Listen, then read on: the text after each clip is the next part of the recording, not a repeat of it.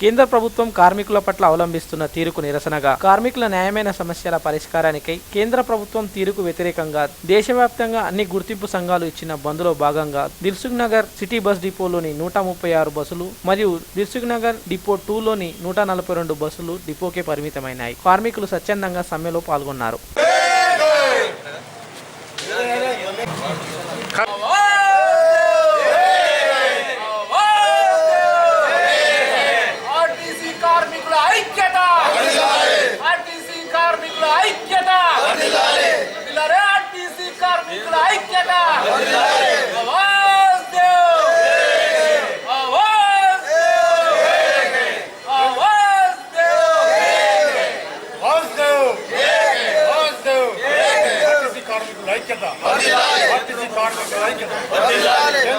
కేంద్ర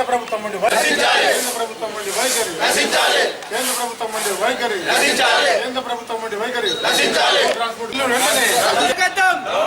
జీవోని క్యాన్సల్ చేయాలి, రద్దు చేయాలి, జీవోని రద్దు చేయాలి, మోడీ క్యాన్సల్ చేయాలి, మోడీ సవరణ చేయాలి, కార్మిక చట్టాలు సవరణ చేయాలి, కార్మిక చట్టాలు సవరణ చేయాలి.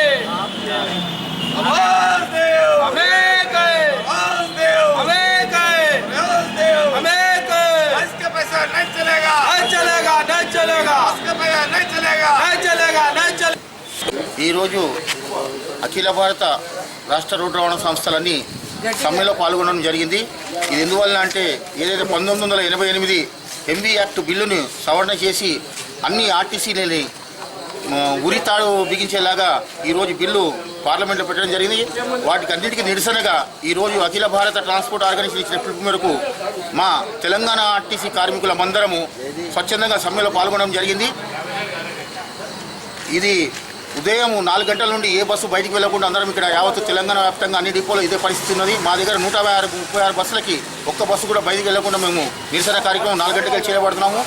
ఏదైతే 1988 ఎంబీ యాక్ట్ బిల్లు ఆర్టీసీలకు అనుకూలంగా అప్పటి ప్రభుత్వం విధానాన్ని రూపొందించిందో దాన్ని కార్మికులని తుంగలో తొక్కే విధంగా కేంద్ర ప్రభుత్వం ఈరోజు మళ్ళీ ఆ బిల్లును సవరణ చేసి ఆర్టీసీ బస్సులకు ఆర్టీసీ కార్మికులకు అందరికీ ఉరితాడు బిగించే విధంగా ఈ బిల్లును రూపొందిస్తున్నారు.